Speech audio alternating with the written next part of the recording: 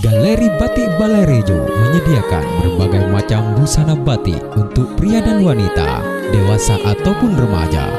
Kunjungi Galeri Batik Balai Rejo, pilihan tepat untuk berbelanja berbagai model terbaru hanya di Galeri Batik Balai Rejo, Pamekasan. Galeri Batik Balai Rejo beralamatkan di Jalan Niaga nomor 40 Pamekasan, Madura.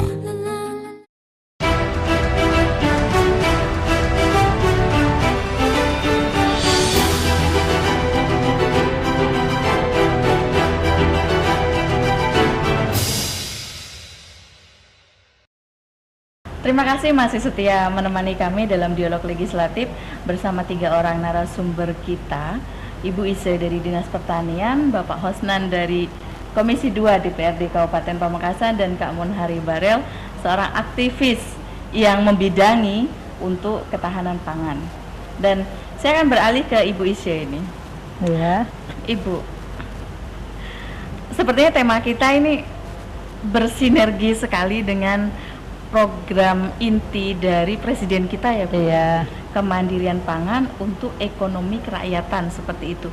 Apa saja yang sudah dilakukan atau yang akan dilakukan dan yang sedang dilakukan oleh Dinas Pertanian Kabupaten Pamekasan ini dalam rangka mendukung program kemandirian ekonomi kerakyatan ini? Sebetulnya ya ini bukan lagi sejalan dengan program Presiden, tetapi ini sudah merupakan petunjuk ataupun instruksi Presiden, bukan hanya melalui pertanian, tetapi gitu. kegiatan-kegiatan pertanian saat ini harus didampingi oleh TNI. Oh, Jadi ada pendampingan TNI. Oh gitu, jadi semacam kalau zaman dulu, kalau zamannya Leni masih imut-imut ya. Kalau sekarang kan sudah amit-amit Ibu. Kalau sewaktu masih imut-imut kan ada ABRI masuk desa seperti itu ya.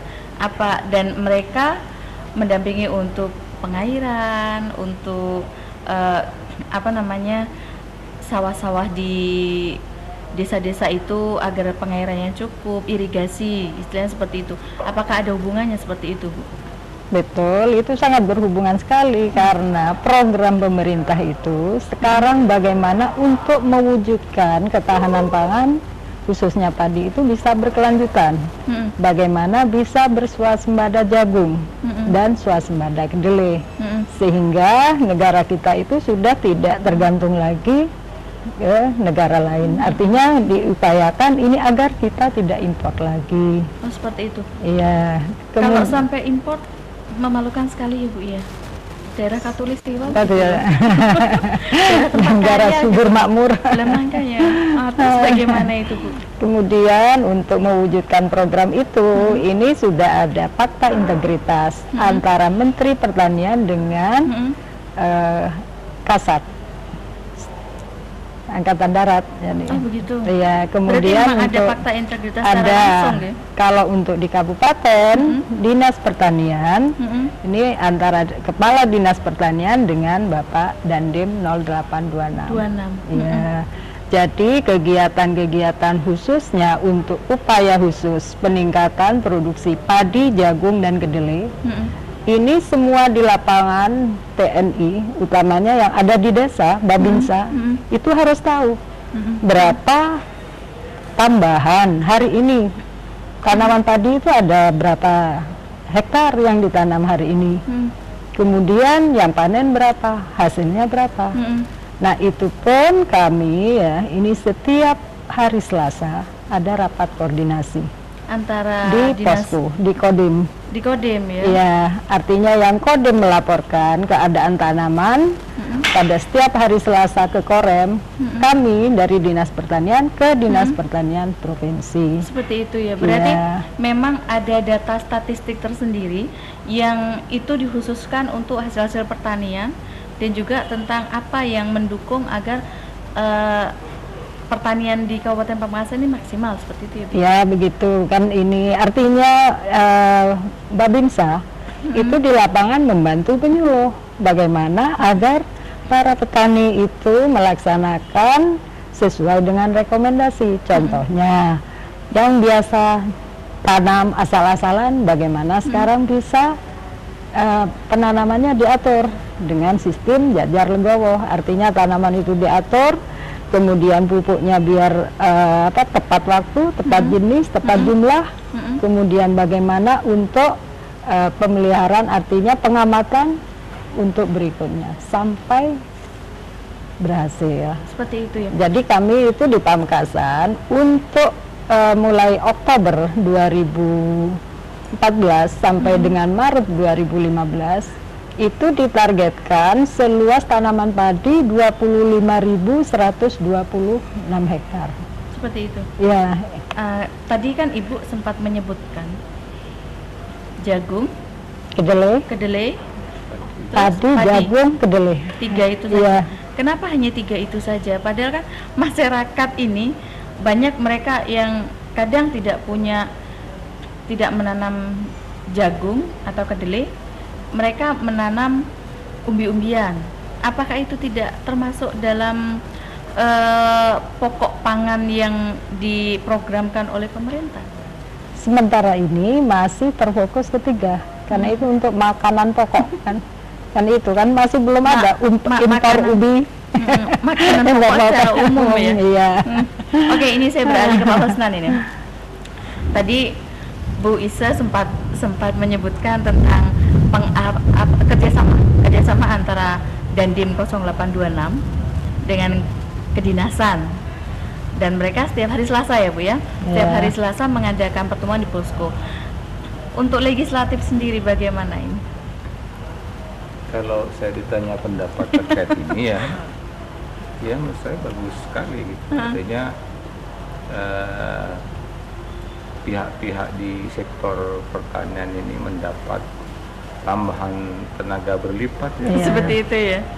Karena terus terang ya. Dan yang paling diharapkan semakin banyak tenaga semakin bagus hasilnya, seperti itu. Ya tenaga, tapi tidak begitu banyak memberikan manfaat juga tidak pas gitu. Tapi kalau sudah berkaitan dengan organisasi tentara gitu ya, di mana sistem komandonya sangat jelas gitu.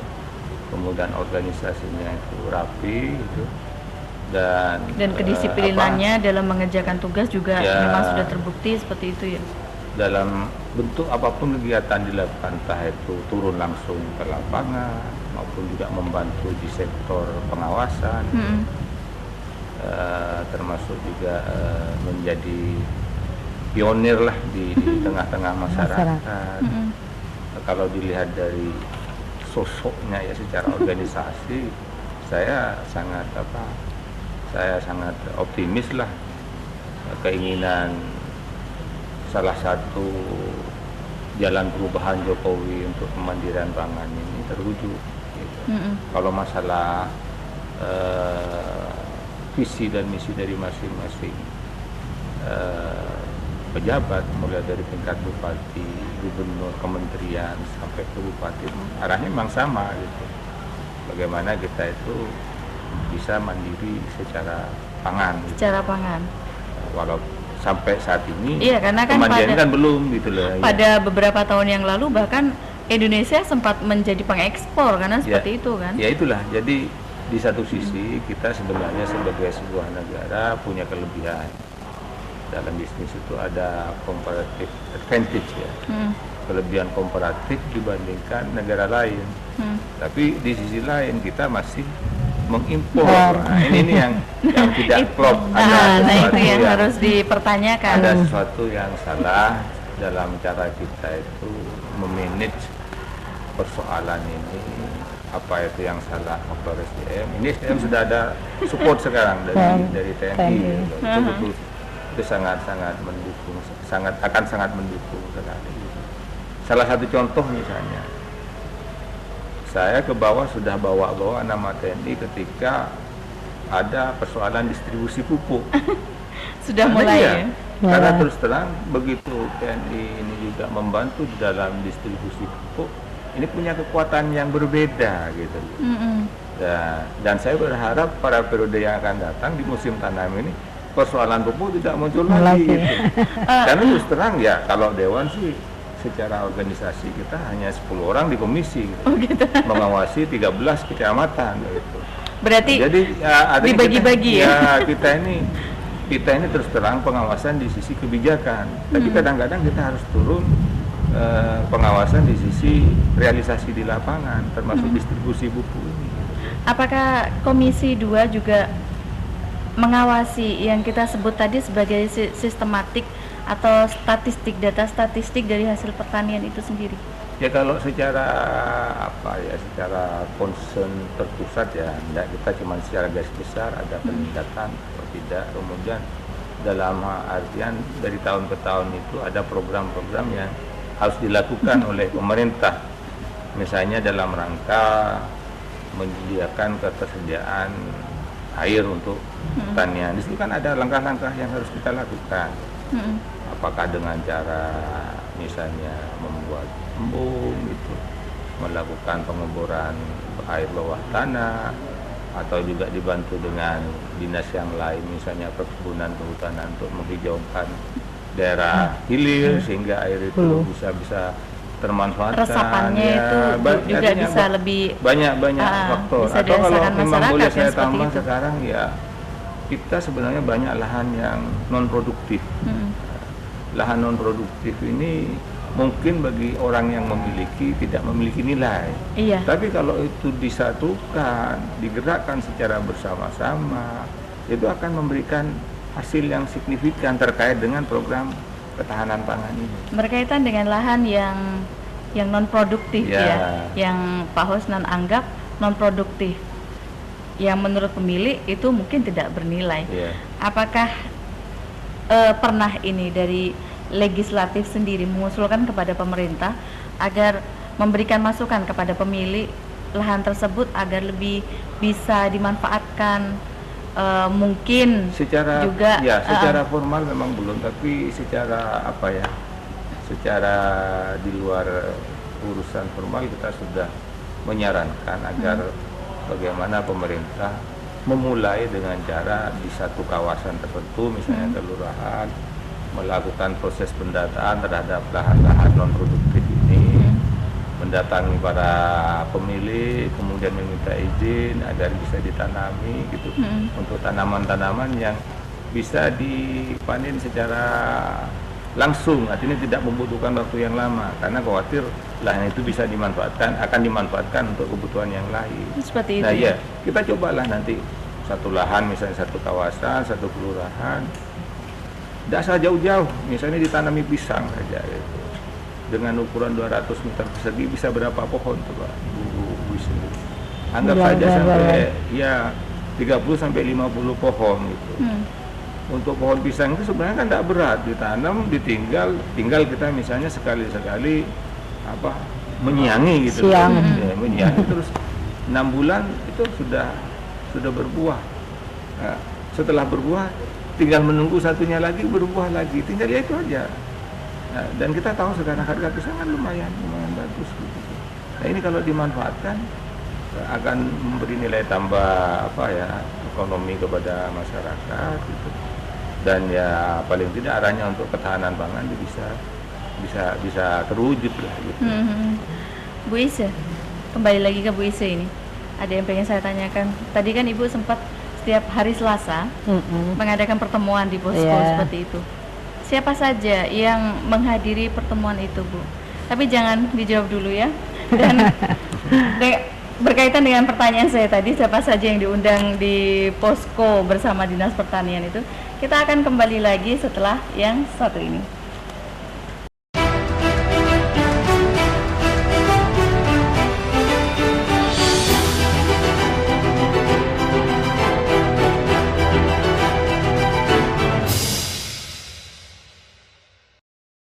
Galeri Batik Balai Rejo menyediakan berbagai macam busana batik untuk pria dan wanita, dewasa ataupun remaja.